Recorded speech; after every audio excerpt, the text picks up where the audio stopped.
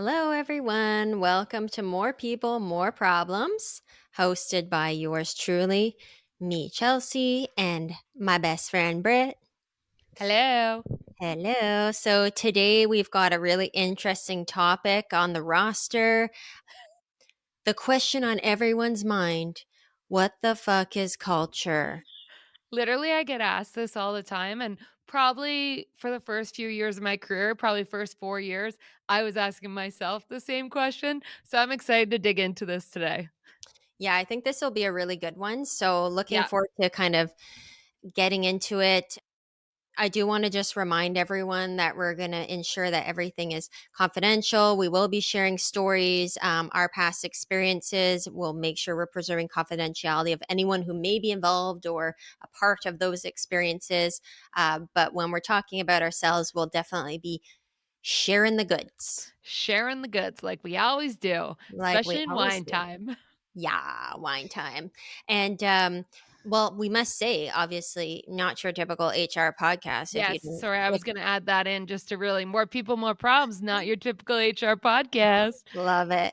Love it too. So, what the hell, what the heck, what the F is culture? So, Chelsea, I'm just, like, cracking up because I dropped the F bomb, but then you didn't commit I to the know. F word, and you just kinda left me to do it, and now I'm the bad one who said the F Listen, I word. swear all the time, so that ain't gonna be the case. What I the was talking hell? to someone the other day, and I just dropped so many F-bombs, and then by the end, I was like, "Ooh, they may be offended by that." So I was like, "Sorry if you are," and they're like, "No, no, we're good." And I was like, "'Kay, thanks," 'cause, woo, would've been naughty. Sometimes you do need a good F bomb. I think it was Yeah. appropriate, and we might say it again. Just FYI Yeah, to yeah, yeah. anyone who's got sensitive ears. Cover your ears and hide your children. So what is it? So, I mean, 'kay, culture, it's one of the things that at my role at Shopify, I focused on for the whole 11 years, and like I said, I maybe didn't quite know what I was doing the first few years, but I really got a good hang of it as we went. And I mean, there's so many definitions out there of what culture is. It's a very like sexy and trendy word. So people tend to throw it around and be like, "Oh yeah, yeah, that's culture." And actually, funny story. I remember when people would come and interview, they'd be like, "Yeah, you got a slide in the office, and you do free lunches. Oh my god, you have a wicked culture." And I would always laugh because I was like, "That is not our culture. That is like some cool things that we have, but that is not our culture." So, what is culture? To me, culture is the sum of the beliefs and behaviors of all of the people in your company. And so each day, well, actually not each day, but each day your employee count changes, that culture actually evolves and changes. With every new hire, with every fire or exit, you're going to ebb and flow because the sum of the beliefs and the behaviors will change. I also think it's important to understand it's almost like a pie chart when you think about culture and like you have 10,000 employees, everyone's going to have a spot in that sum, but the leaders are going to have a bigger spotlight because they are more on display. So their beliefs and behaviors are going to be felt more and seen more, and they're going to ripple throughout the organization to be felt and articulated, and you're going to see it more throughout. And so on, let's like pull it out of a company. If you think about like any group of friends, a family, a sports team, you always have a culture. It's there. Whether you say it or not, there is a culture because it is the sum of the beliefs and behaviors.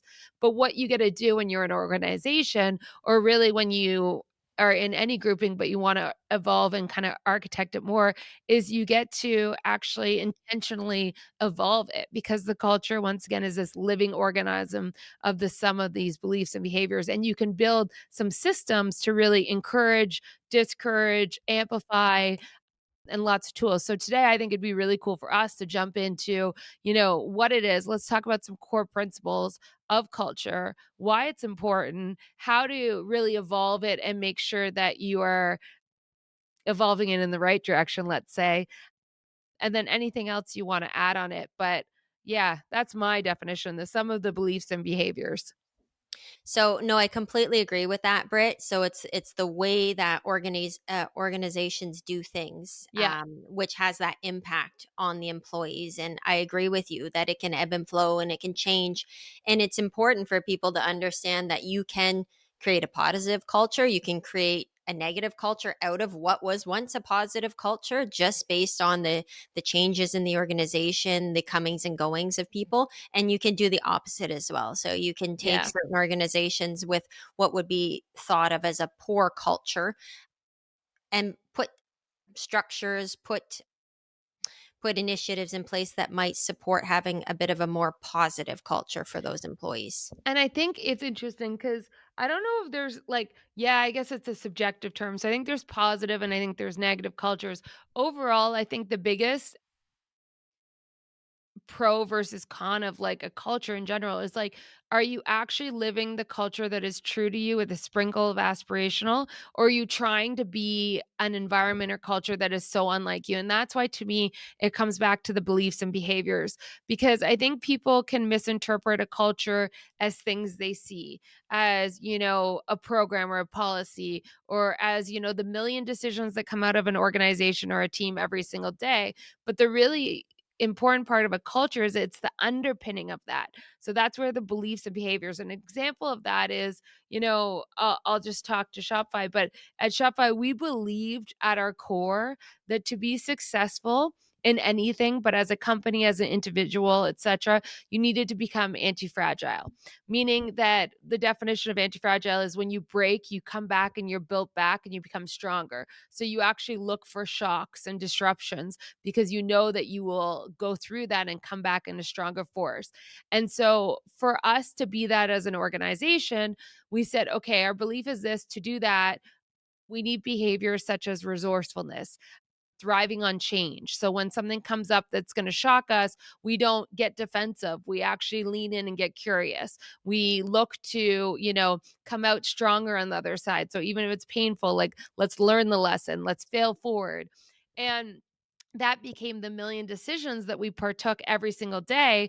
But without that strong belief, none of those decisions or actions or programs or anything will come about because they're really the spider web that comes outside of the strong belief. And so I think in a culture, the cool thing about it that I see all the time in organizations is I'll talk to founders or head of HRs or, leaders, and they say, well, we don't have a culture. And I always chuckle because I'm like, you do, you just don't know what it is. Mhm. And so, like, there's a lot of things you can do to start to explore it. It's kind of like when we do therapy on our own, it's like we're all humans and we're multifaceted and we have our own beliefs and DNA. And we just need to become aware of it and then become able to articulate it. And so, culture is the same. It's like, what are those strong beliefs? What behaviors do those lead to? And then what are the good ones, like you said, and what are the bad ones that you maybe want to change or evolve from? So it's, it's that process. And one of the interesting things about culture is that so much of the beliefs are unconscious. And so it really takes a lot of work to become once again aware of them and then how you bring them in. And for us, I'll just talk back to Shopify because that's really where I got my learnings of all this. But like I remember in 2010 when I joined, I tried to create like these little funny culture values and they were like hilariously shitty. And then we actually worked on them, and one of them was be resourceful. And it's because once again we had that belief of anti-fragility, but we didn't know how to articulate it. So like be resourceful was kind of the version of what we got. And so we started to see a lot of behaviors around that. But as we got smarter over the years and we got more articulate on it, so once again became more self-aware, it really did evolve into a more descriptive and accurate value where we could talk about it and people could really name it, have stories about it. It could bleed into like the new hires and an onboarding. And that was really cool. But there was other things that we had that we just weren't aware of in the early years, and it makes me it makes me laugh to think about it now because so much of it is unconscious. So, what would you say then is the leader's responsibilities in an organization to support that culture, whether it's creating the culture or shifting the culture? Like, what is the leader's responsibility in that? Well, I think culture is led by example, and the thing about culture is it's the sum of the beliefs and behaviors. So when it's like one founder, let's say, and 5 employees, it's very easy to not even have to talk about the culture because through osmosis, being around each other, it's just all happening. You're all on the same page. It's like, me, you, and our best friends. We don't have to talk about all the things. because we know each other and we know how we act and it's just there. But as you grow, I think it's the leader's responsibility to become self-aware, to articulate, and to really paint the picture to the employees coming in and to hire people that they think will thrive in this environment because it's not always going to be the right fit, to remove people when they're toxic to the environment. There's a lot of steps there, but I think the leader is responsible for living true to the values and beliefs and showing it through behaviors. I mean, behaviors is walking the talk. Like, the thing about culture, which I know you know because you said it earlier, is it's not usually the big decisions. It's like the million little decisions that Mhm. define the true beliefs of the organization and how you really show up.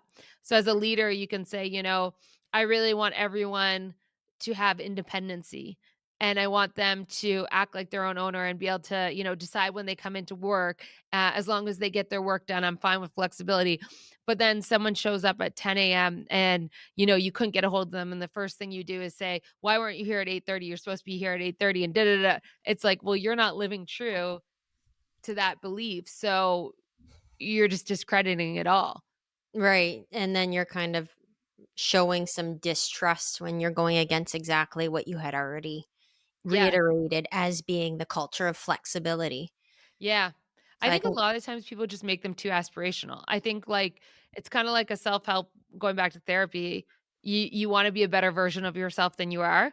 So I think you sometimes can glamorize it too much, and I think when talking about culture and behaviors and beliefs, if you glamorize too much and get too aspirational and try and say, "Okay, our culture is this thing over here," but it's not actually representative of what you are, I think everyone sees right through it, and then to your point, they don't trust it, and they call bullshit on it, and then you're at a really bad spot.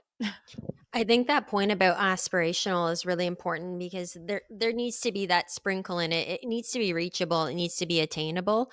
I mean, if you're starting on one end of the spectrum and your thought in terms of where you want your culture to be is like completely on the other side, I mean, I guess that's possible, but it can take a significant amount of time to get the steps in place in order to get to that desired culture that you're looking for. Yeah, And I speak about it all the time, in my own work is change can be very incremental at yeah, times. Like it's never going to be an overnight flip the switch. Oh, boom. We've got great culture. Thank you. Like job done here. And it does start with the leaders and sometimes it means people need to leave in yeah, order for some things to change, right? And new people need to come in with new ideas or exactly like you said, people who align with that culture, that right fit that works for your culture. So I think your probably first starting point is understanding your culture. What is your current culture? Where are you trying to go with it yeah, possibly? And ensuring that it's not so far out that people are like, "Pff, how is that even possible? How can we even get from here to here?" I think that people need to see that, there's an evolution of the culture and it doesn't necessarily happen right away and it needs to be reachable for people to get into a certain place, especially where you're starting out from somewhere that might be perceived as having very poor culture, so to yeah. speak. I think so I have so many thoughts, my head's, like, all over the place. I think that I don't think you can drastically change a culture overnight. To your point, I think it's very, very incremental and slow. And I think the first one is self awareness. The second one is articulation of what it is and like that aspirational. The third one is use the tools to really live true to it. So I think there's a few. There's, language, there's symbols, there's artifacts, there's rituals. And so, like, within those, you can reinforce what the culture is and how it shows up. I think the strongest one really though is parables, like it's storytelling. It's finding moments that it really has lived true and where it's benefited and telling people that so they understand it. I think so many times in, groups, teams, organizations, it's like, okay, our culture is this, and they jump to the end action when really they haven't talked about why it's important, what is the belief behind it, and really highly align on that so that people can replicate it. And then I think it truly is a reinforcing loop. Like it's like raising any kid. It's praise the good, punish the bad, and don't be afraid to fire. If someone is toxic, like get them out of the organization, and realize that it isn't going to be a fit for everyone. And I know, by the way, culture fit, the term itself can be really dangerous because people can use it to mask other biases they have. But I actually think what it is it's it's success fit, like, is someone gonna be successful within your environment? And by the way, I probably use culture and environment interchangeably because I think the culture is the environment you create in an organization. So, like, the culture is there and it's the sum of the beliefs and behaviors, but the environment is a system that you get to build and iterate on and evolve to really reinforce that culture and, like you said, to slowly change and evolve it. So I think that you have all of the power there. But I think going back to the first one, probably the hardest, it's like, how do you figure out what your culture is now? And I think one idea is to look back at some major decisions and some minor decisions and ask yourself, like, why? Because it's going to come back to the belief that you hold that leads to all of those. And you'll start to see some trends on the core beliefs that come out, in a pattern over time, and that to me is gonna be the beginning of your culture. I think your point about ensuring that you have the right fit, not necessarily the culture fit, and not being afraid to expel the individuals Yes, who people are don't. so afraid to fire people. People are so afraid. I think that it's really easy. Like, I mean, it's not that it's easy. It's possible in the private sector. I mean, you talk Yeah, you're about right. us working in the public service. There is no firing of people. Like, you need Yeah. to be really, you know, Really really doing shitty? some bad shit to get fired, essentially, really going against the values and ethics. There needs to be full on investigations that can take years in order to expel individuals who are demonstrating behaviors, like downright bad behaviors, essentially. But like, and that's an issue. I think that Yeah. generally, I mean, you can think someone can move from department to department in the public service. They've kind of done their time with you. They're definitely not working out. They're not necessarily a strong leader, or they're mean to their employees, and then they're affecting everyone's mental health and this and that. You don't want them there. Really, you don't want them anywhere, because they're not going to do good anywhere unless they're seriously going to change their own ways of leading people, or their own being, which, I mean, may or may not be possible. It depends, maybe to a certain degree. But at the end of the day, like, you can't get rid of them. You can't fire I them. You just can't be hate like, that so much. This is why I think I can never work in the public sector is because of this one thing. Like, I just I have so many personal core beliefs. Talking about culture, this is why I was perfect for Shopify and for the private hyper growth scale company because I like viscerally react to that environment. But that doesn't mean that someone isn't perfect for that. But that is like a there is a belief there that and I don't even know what it is, but there's something there that I just like I hate that you can't fire someone when they're not doing their job, when they're completely disruptive to everyone else. They bring down the whole status quo. Like, it's just such bullshit. yeah. And I think that's where you get some of those parts in the public service where culture is low. Like, I mean, if you were doing culture surveys, or Engagement, um, you mean, or culture? Like, engagement would be low. low. And we also do like various types of culture surveys and whatnot, different assessments of various elements of culture, and then it shoots out, like, what low culture, like, or whatever the case may be. And we use various different reporting mechanisms in the public service to gauge employee satisfaction, Yeah. which obviously, feeds into that culture conversation and whatnot.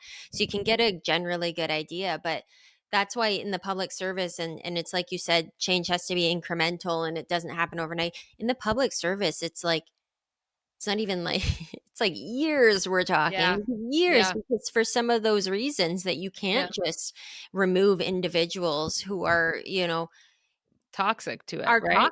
are toxic to the entire environment. So they're bringing down massive, like, whole groups of people, which Well, is this is the obviously crazy thing because, impacting. like, I'm not good then about talking about culture in organizations like the public service because, to be honest, like, I could just see it breaking. You could build it on a smaller, like, team level if you're willing to maybe take some bold choices on moving people around or getting rid of people outside your team, but, like, the reason why we had such a strong culture was because we knew exactly the beliefs we had and how they were supposed to evolve. We knew the behaviors that would show up. And by the way, we weren't perfect. So like we did fuck up and there was things that came about. But I would say generally speaking, that was there. And if someone clashed up against it, then we would just have a very real conversation. Like this isn't the environment where you're gonna thrive because you can't, you don't have that same belief. And so like it's not gonna work and we would get rid of them. Whereas in the Mhm, government, you're kinda, like, stuck and you're like, "Okay," but then it corrodes the culture, and you have someone who has very different beliefs and behaviors, and so it dilutes it all. Whereas, like, that's that weak culture, right? Whereas you want a strong one. And by the way, it's not to say you don't want diversity. I don't want anyone getting that mixed up. You do want diversity. You want diversity of thought. You want that actually can complement quite a bit. And you're going to have subcultures as a result of that. But you want to have the same core beliefs and like varying behaviors that will come from that. And so, like, I remember early days for us, we were a startup. We had to be hungry. We had to act like an owner, and everyone had to do jobs A to Z. And we had to be super resourceful and kind of break all the rules. If anyone gave us a rule, our first thing was like, okay, bullshit. We're going to try and do everything but that. And that got us really far. It got us really creative, very innovative as a result of it and thinking outside the box and doing things slightly different. And then as we got bigger, it was like, okay, we don't actually want everyone to fight everything we put out. Like, we are too many humans to fight every single best practice that we've come up with. mhm, So we're like, we need to actually, scale this. We need to talk about best practices. We got to talk about principles and we need people to utilize that, but break them when it makes sense. And so mhm. we had to like evolve that value from, the rogue rule breaker resourcefulness to like thriving on change, think outside the box, but also like don't repeat history if you don't need to. Right. That loses time. And so the profile of humans coming in changed a lot over that time too. Yeah, and I think it's a really big point that you mentioned, like when we were starting out, when you go Yeah. from, a couple employees to 100 employees to 1,000 employees to 10,000 employees, Yeah. there's only so much like breaking at that point when you get to that mass scale. No, no, we've put certain best practices in place because they work, they make sense. We've done challenge functions in various areas over the last couple of years to get to this point. You don't want everyone kind of like whistleblowing literally everything that comes out from you at that point, but you do want them to be curious and to ask Yeah. questions and to question when, things seem off or maybe there hasn't been something hasn't been explored fully possibly. But yeah, you Totally. can't have can't have a complete culture of questioning or rule breaking like right down to everything, right? Yeah, totally.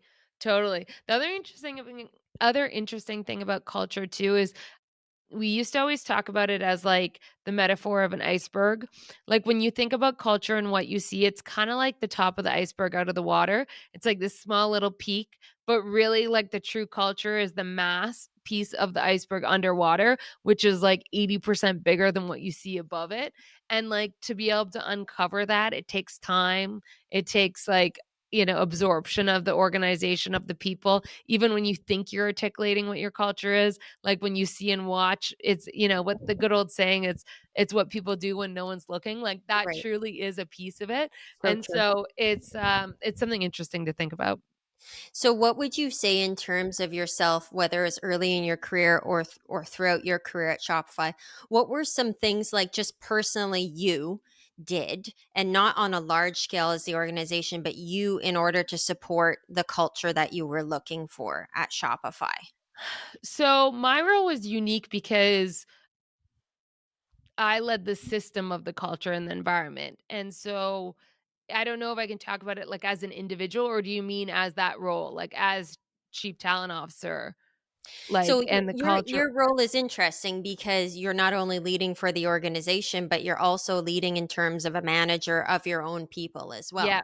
Yeah. So, like, an answer to whichever makes most sense for you, but I Yeah. find that that's difficult in those types of roles because 'cause you're double-hatted. So, you're not only leading as, like, like a program lead, so to speak, for the Yeah. entire organization, you're setting up those boundaries or those programs, those initiatives, you're kinda setting the tone, but then you're also doing it as a manager, and Yeah. supporting your own employees underneath you, and what are the little things or whether they're the big things that you did Yeah. that you were like, "This is definitely reflective," or, "This is indicative of our culture, of what we're looking for, what we're trying to, like, live and breathe here at Shopify." Yeah. I mean, the first one I'll talk about it just as organization wide, and like it was ultimately I partnered a lot with the founders to really understand and become self-aware and bring some of those unconscious values to light, and then thought, okay, how do we articulate this in a way that people can understand it? And through that, there was the realization that people need to learn some of these things. Like, we're not all born doing it. So, how do we not only articulate what these beliefs and these behaviors we want to see, because we knew that they were going to, or we believed they would lead to success of individuals, but also as an organization? We were like, how do we teach them? And so, that comes back to the tools of, like I said, the rituals, the symbols, the language, and the artifacts. So we did a lot of things there. One was we had town hall every Friday, which was a ritual we had. And every Friday during town hall, we would use language. So we would name things, we would articulate, we would tell stories about, our values, but really those beliefs. We would educate people why it mattered and how it translated from a belief to an actual action, then to impact in the organization or in the Mhm. individual's life. One of them, for example, was we realized at probably like 5 years in that growth mindset was super important, and we believed that, kind of going back to that anti-fragility of growing and evolving and coming back stronger, is that we wanted people to fail fast and fail forward and learn from it and grow from it, and not ever think that they couldn't learn or couldn't adjust. And so we started to do a lot of storytelling about a growth mindset and how people failed and how they recovered from it and what they learned and the overall impact and how that was a good thing. And so we started to create reinforcing loops around that, which was like, this is good, we want to see more of it, we're praising people. We gave people promotions when they failed, but overall they had a high impact because we said, look, they're going to do better, they learned. So we did some potentially unorthodox things, but that really amplified the values and behaviors we wanted to see across the organization. And we were quick to fire if someone didn't work. So that was like organization wise. I mean, we had swag, I think, to feel a part of the environment. Having symbols around you is great. It's why when you go to universities, the first thing you usually go to is the university campus store to buy your new sweatshirt.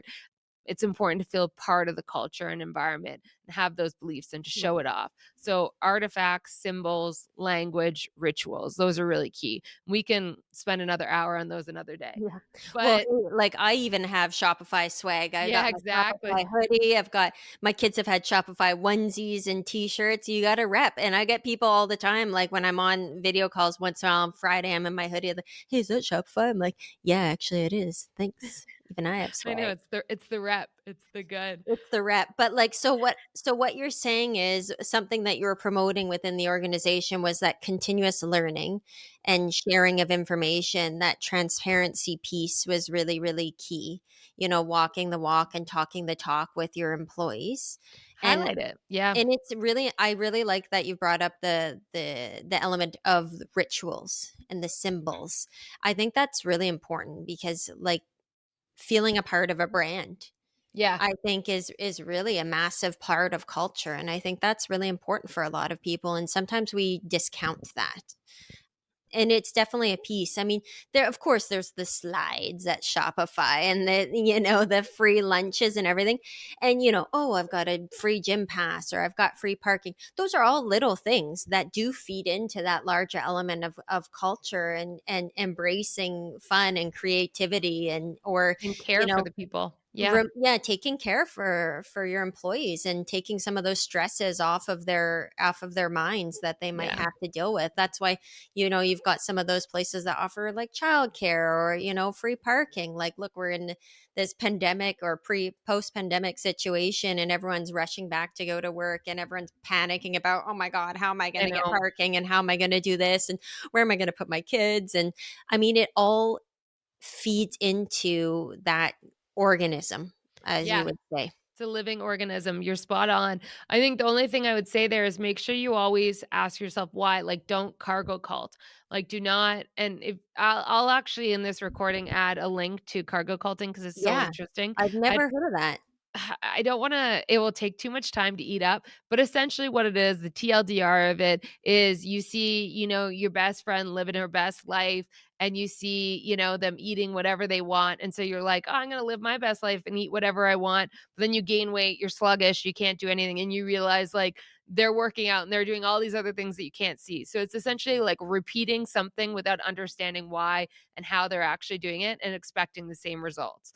And so in an organization, actually in life, I think people cargo cult all the time. They repeat the like assumption of what it is without understanding, expect the same result, then it doesn't happen.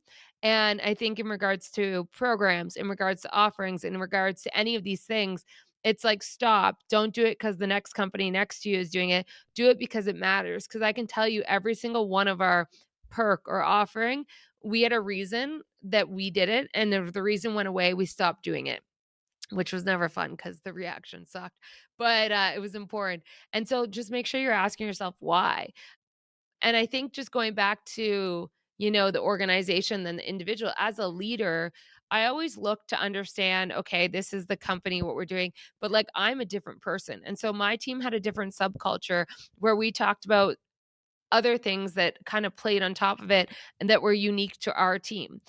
We definitely cared about the human way more than everyone else in the company, and we should. That was part of our subculture. I always said be employee obsessed, like understand our people. We are building a product, and that is called like the environment, and what we are offering is this product to the employees. So like get to know, be, as a company, we were merchant obsessed. As a talent team, we were employee obsessed. And so I think you got to figure that out, but I'm also a different human, and so becoming aware of, what were my core beliefs and how did they show up? And I was lucky cuz a lot of them did overlap with the company, and that's what made it easy, and you could do it, but I do think subcultures are important, and they can bring really cool kind of ecosystems, or like you said, what was the word you said?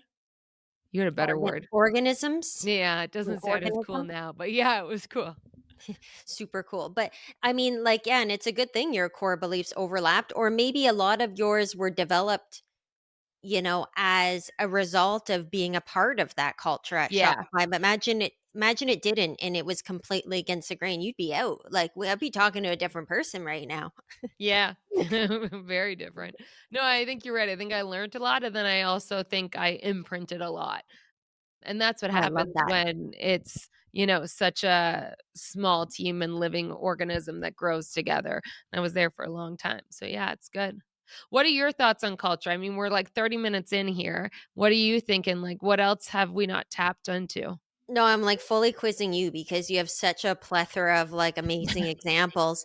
And we were coming from such different perspectives on the culture discussion, and what can be in the private sector versus what can be in the public sector. And generally I do think that you can get to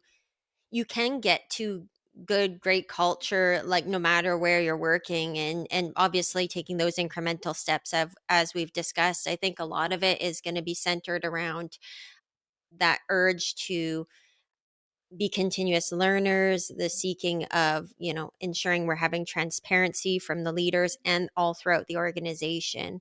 I think that having the right people in the right places at the right times. I mean, having the people that share those same core beliefs, I think Yeah. those are all really, really key. I think that I think that's the being good most to your key, people. actually. Yeah. Yeah, I think to your point there, I think that's the most key because I think that there is no good or bad culture. I really do. I think it's all about well, maybe it's the reframe, which is like, it's good or bad culture to you as an individual, meaning it's bad, meaning you're not in the right company, go change, go find another job that fits you better. Mhm. Or else it's like good or bad as the organization, which to me means you're not impactful, you're not growing, you're not seeing success. Well, then yes, you do have to change it. Like something's not matching up. But it's not just this like binary measurement of good or bad. It is always like relative to an end result, which is like relative to the individual's end result or relative to the company's success. Mhm. And I think that's when you question it. And I think that for culture, it has to evolve. Well, actually, the reality is, like we said, it's going to evolve no matter what. So, how much control, and I know control might be a dicey word, but really it is what it is. It's like how much architecture do you wanna have in building that system and environment to encourage it? And I think lean into it. I don't think you should lean away as a leader. I think lean in, talk about it, figure out what you're lacking, figure out what you're really strong on, keep it simple. I think when people talk about culture and they're like, "I have 15 culture values," I'm like, "What the heck?" Like, no, thank you. Like, there should be honestly 3 to 5. Like, keep it simple, keep it clear, and the only reason you have 12 is because you're talking about actions instead of beliefs. So when you're Mhm. talking about your core Right. values, it should be beliefs and it should be 2 to 5, and you can have many different behaviors and little things that can Of come from course. that, but it should be simple and easy to understand, and if your people can't talk about it, then you failed. Like It's like a tree all with their own little branches that are yeah, coming out of things that you're gonna put in place, put in practice, totally. to support that culture, whether it's becoming a positive culture, creating that, or shifting your culture, so to speak. But I think what's interesting is for a lot of people, culture is looked at just based on the employee perspective of what things are being done and like those perks Yeah. and those things and whatnot. And then a lot of it can be rooted in the leadership, obviously, and how leadership is supporting their employees, the transparency aspect, supporting people, especially in times of now, like mental health issues, is that's really prevalent, But I feel especially as like we're all coming this out. is like engagement. Like this isn't culture. Like that's all engagement. Like you should expect that as an individual, you are heard, you are seen, you are supplied with the right resources and context to do your job. But to me, culture is aligning on how you get the job done. It's Hmm. aligning on the fact that some cultures are going to be cutthroat, break the rules, don't do everything by the law. Like, there's no right or wrong. If that works for you, go for it. You might get arrested, but like that might be your culture. Just make sure you're hiring people that have those same beliefs. And so, I think there's engagement within the culture, but the culture is this like layer. It's the seeds and the roots underneath Hmm. that really then, like you said, I love the visual of, like, going into the trees, but people have to just, like, align on that, and I think a lot of people that I would assume, and this might be so stereotypy, but I think a lot of people that go into the government like structure, Hmm. like consistently, like processes. Whereas I think a lot of people that join startups hate structure. They don't want to be told what to do. They want to figure it out on their own. They want to break the rules. And so, like, for me, it was so interesting to see Shopify because we hired and we had this strong culture, break the rules, no process. Like, process and policy was a bad word for the first 4 years. Someone said it, we were like, there's the door. And I think in the last podcast or one of that you said, like, you don't hire government workers, you said. Like, we had all these decisions we were making because we had that belief, and that belief changed over time. And that's when our culture evolved over time. And it was because we had to scale, we had to have other strengths. It no longer led to the same success. And so I think that is that underpinning that will go throughout. Yeah, and I think that really speaks to the thought that you said people need to fail, they fail fast. It's how Yeah. they pick themselves up, it's how they adjust themselves, and that's ingrained. That's a massive part of your culture. Yeah. It's A getting up Shopify. and picking up the pieces, whatnot, and moving on. It's not necessarily always driving yourselves toward a particular output or a Yeah. particular outcome that you're anticipating. It's how you react if Yeah. that doesn't work out, right? Yeah. Yeah, totally. And some people Anti-fragility. hate failing. Like, I mean, most humans hate failing, let's be honest, but some people like stop and break down. And a lot of people do. So then it's teaching people about how to not do that. But one a really good one was like act like an owner. That was one of our beliefs, was that we're a small startup and everyone had to act like an owner of the organization, be able to like everyone to push this company forward, because we had to all believe that we had the ability to impact it that much, because we really did. Mhm. And we would interview people and we would ask questions or ask stories about like, your past companies, like how much accountability did you have, how much power to change things did you have, did you care, did you want to, if you saw like garbage on the floor, would you pick it up, like if it's your baby, you're gonna do the diaper change, like how does that then translate to the That's so business cool. world, and how do people talk about it? And you can get a vibe for that. You can see who shows up and believes in that, and you can see who doesn't. People who want just a job and want to get paid aren't going to act like an owner. People who believe in the mission and want to see impact and will get paid dirt cheap at times believe in it and are acting like it is theirs. And so there's ways to test it out. However, that evolves over time too. That's so cool. And you know what? Just like throughout this conversation, it's so clear that we've come in with very, very different perspectives on Yeah. culture and how culture shows up, in Shopify, which I think was a leader in terms of supporting that culture. And you're talking about the anti-fragility and the adapting to change and the harnessing failures to learn and to grow and to succeed and taking on the growth mindset and everything. Whereas I think a lot in the public service culture is what you're talking about, those things that people assume are culture, but may necessarily be engagement or other aspects of just supporting your employees. But it's often mistaken as that's culture. Like Yeah, isn't how that, like, just the perfect way to be like, "What the fuck is culture anyway?" Like, it's this is so reason why I funny. wanna talk about it, because, like, it becomes the catch-all of everything, and it's not. It's like I'm actually learning so much in this episode, which is kind of interesting because It's like I me thought last it week. I I thought I came in with a pretty decent understanding of culture and I, was prepared to talk on various fronts and like you've thrown me through a loop completely in talking about the Shopify culture, which I think is fantastic because it really reframes it in a And it very was different the way. Shopify experience, but it's like now, I mean, I'm so lucky that I get to work with founders and leaders and chief HR and HR leaders. It really is, I would say, a growth story. It's a private sector. I think it's anyone though. I mean, you're inspiring me to almost like work with a team in the government to see if this can translate You there, need to. I because think you yeah, I'm need to. curious. We'll Like, see. I really do think the public service would benefit from hearing some of this and having these discussions because literally everything we talk about during the day, everyone's like, "Oh, well, that's culture."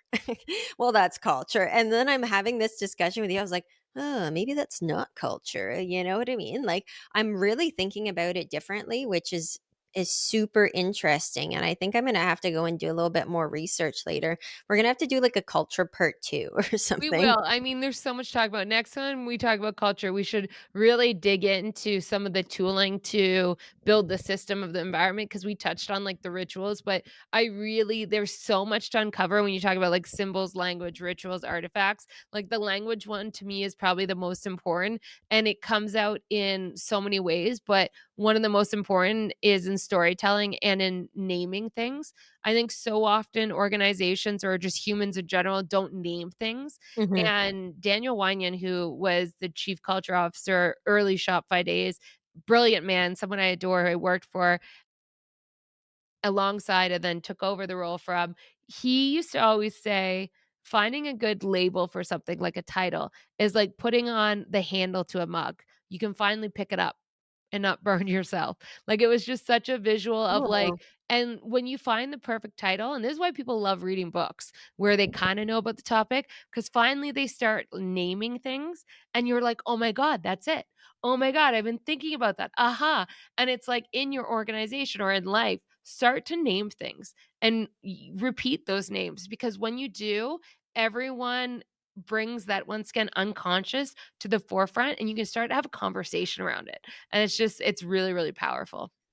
That's so true. You know what we should do? We should do a follow-up episode, and it should be called "What the fuck is not culture?"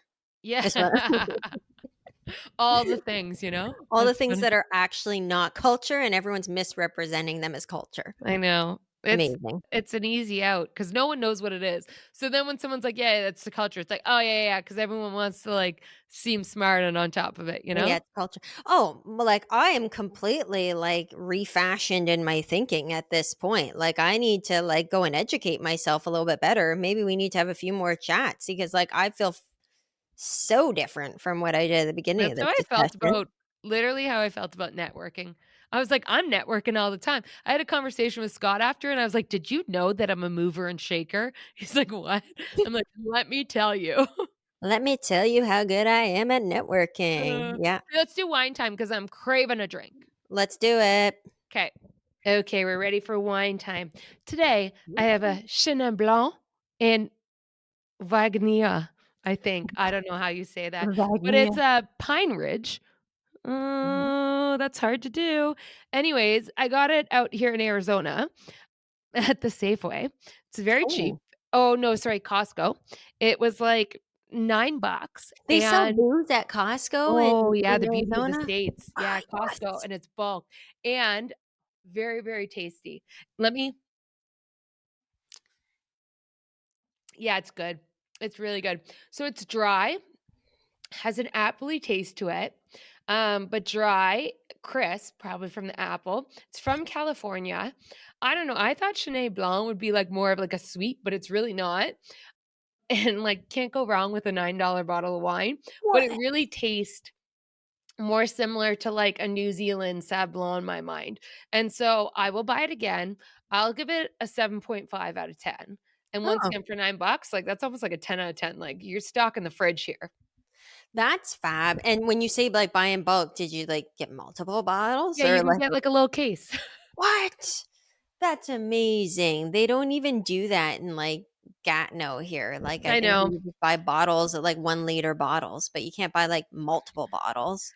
Well, come Oh, visit me and well, it's not I like you're will. bringing yeah, exactly, I will, exactly. and we're going to Costco and Safeway, and we're buying all the grocery store bottles. I love a Oh, good grocery store find. yeah, I think it's also because like, you're in the States, so anything from California is cheaper because you don't have to import it into Canada and pay those fees. Because I Beauty. noticed a few other ones that are like that, and I'm like, "I am here for it." Just gonna Yeah, $9, even though it's American, it's what, like 11 or $12 or something max? quick math, Like, good job. I Yeah. don't I mean, I don't know. I'm just giving it a guess right now. I'm just doing like a 20 to 30% Yeah, yeah, markup, I'm sure like you're accurate. Yeah, and, like, it's really good for that. I wonder if you can find it in Canada. Anyways, I'll maybe we'll add the Pine name. Ridge. Yeah, Pine Ridge, Chenin Blanc, and Viognier, V California. Veganea. I love It's it. Viognier. I don't know, I feel like one's French and then one's German, so I don't know. Viogn Viogner? Yeah, Viogner? maybe. You're the Yeah, French one. very German. Yeah, Yeah, like, I go like Viognier. fucking us up with the French and then German. We don't know what language we're talking it. And then the just Yeah. like, "No, it's something totally different. It's like So Spanish." how's life, Chels? Besides the wine? Yeah, life is good. Had a Good, nice good. weekend, had a nice little couple of days away last week with the hubby, Yeah, how was little that? anniversary trip. Yeah, it was nice. We had a good time. It was a bit of a drive out from our place, like 3.5 hours. So it was like, Just it's a alone decent, time. it was alone time, but I mean, when you're with your spouse and like you already are spend a lot of time with each other, like how many things do you have to talk to in like the confines of 3.5 hour like car ride? It was fine. Sometimes actually we were quiet for a lot of it. We Which were is just kinda like nice. in our own thoughts, with a little Yeah. bit of music on and no, but the trip was nice. Did some outdoor activities, did some cross country skiing, and I'll tell you, that's a lot more dangerous than people make it out to be. Is it? Did you hurt yourself? Yeah, I did hurt myself. That No. was unfortunate. That's why I tell everyone I'm more of an après ski type person. Yeah, And I mean, same. this wasn't alpine skiing or anything like that. It was But there's, legit. like, mini hills, right? There was mini hills, Yeah. like, there's not supposed to be hills. Yeah, mini Like, ones. there was hills. I fell down, went straight back on my tailbone. Literally, we were not even 100 to 150 meters into the little trek or whatever. Did you turn back? Bailed. I got up after I was down, like, I was down for the count on the floor, like, I was winded, I was like, "I think I'm paralyzed," like, it was really bad, tailbone, like, straight on the tailbone, and I got up and I was like, "No, I can keep doing this." And then the next hill came about, like, 10 yards up, and I bailed again on the exact same spot on my tailbone. And then, Gary's up front, like, because he's kind of slid down the hill and he's like trying to come in. I'm coming, I'm coming. And then, like, I'm like, I can't do this. If Was I, there oh anyone else around? Because the worst is, my like, God. when you hurt yourself, but then people see you and you have to pretend like it doesn't hurt. There was nobody around there, Good. like, I was conscious, like, someone's gonna show up in a Yeah. second. Nobody showed up, but, like, we did do the full-on walk of shame, took off our skis, and walked back to, like, the rental area, and the guy Had a I went drink in with, like, and the guy's, like, just cracking up. He's like, "You fell, didn't you?" I was like, "Yeah." I was like, "We're gonna twice. stop. I think we're just gonna go have a walk." Like, it hurts so bad, like, Oh, it that was it sucks. was not good. I can't tell you the last time I actually injured myself like that, Well, the and that was tailbone's cross painful. country. Yeah, It really hurts. So, yeah, yeah, there was that, but, there was some relaxing, and there was some whining, and there was some fun, and some food and everything, some but fun, all in eh? all, it was good. A little bit of fun.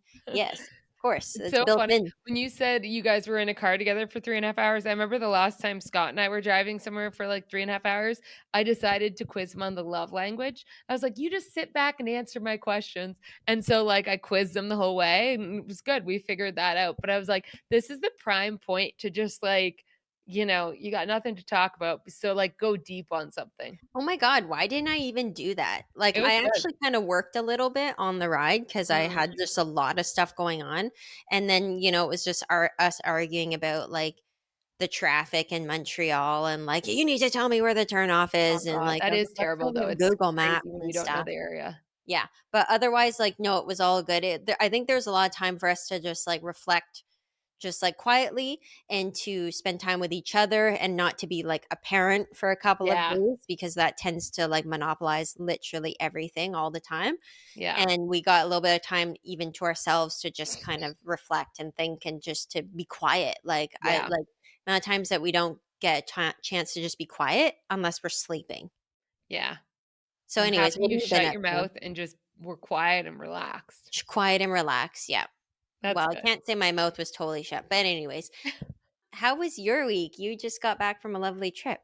Yeah, so me and my mom's side of the family decided to go to Hawaii. So there's 22 of us. And I love them all so, so much. But I don't think that you could ever be with that many people and not experience the chaos and the frustrations and the judgments and the like you're in everyone's bubble. So it was like nothing bad. It really wasn't, but it was a lot. Like, I got home 2 days ago at, like, 7 a.m., and from then until the next day at, like, 10 p.m., I just was by myself. I didn't leave the house. Like, I just I didn't wanna don't be blame around a you. single soul. Scott was gone, and I was, like, loving it. I watched Grey's Anatomy. I watched this new show on Netflix called The Perfect Match. It was, like, Ooh, shit TV. You're gonna love it, by the way. You should watch it.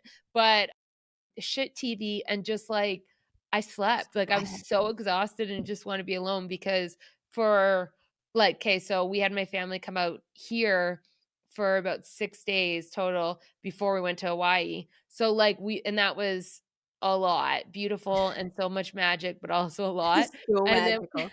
when we went to Hawaii, the best thing we could have done, though, was me and Scott, because there wasn't enough room in the 2 Airbnb houses with everyone, so we got a hotel for, Yeah. like, the 5 days, and then Scott left, and then I went and bunked with them.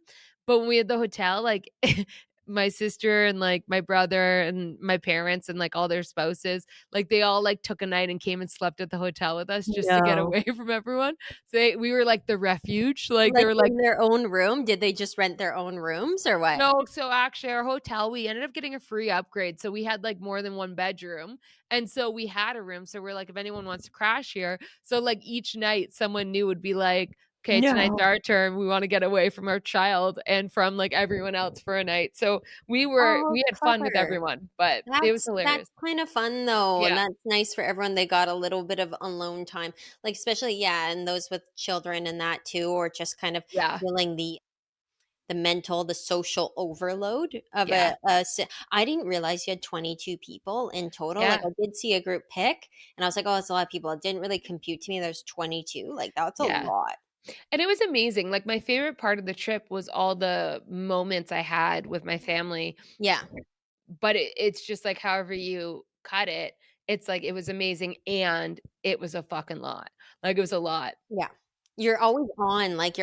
on, and you wanna catch up with people, Well, and and you it's haven't just seen 22 people. people with different opinions, like, trying to get us to go anywhere at the same time, Oh, like, good golly, no. like, we went whale watching, though, and in Hawaii right Ooh, now, whale watching, it's, like, the season they come there to birth, and, like, we ooh. saw whales, like, 10 feet from the boat. It was insane. So anyone going to Hawaii at this time of year, go whale watching. It Were they, was, like, big whales? Like, what like, kind of whale? massive, like, 50 feet, Oh my like, gosh. as big as the boat, lengthwise. Were you scared?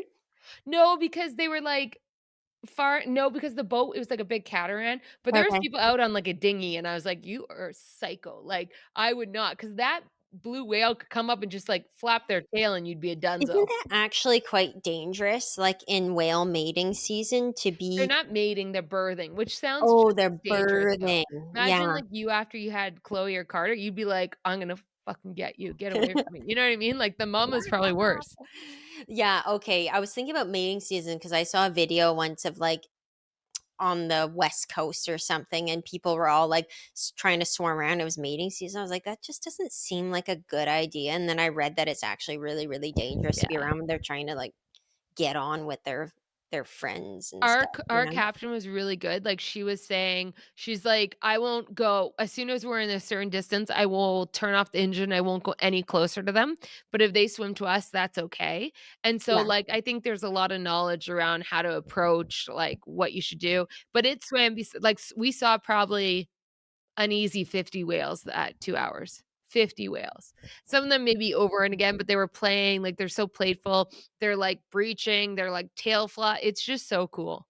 That is the coolest. Did you guys see any other, like, cool wildlife? Did you go snorkeling or anything? Did you do any of No, that type of stuff? I no, I I don't know. like the Oh, yeah, you're ocean. right. You can't do that. No, I don't enjoy it.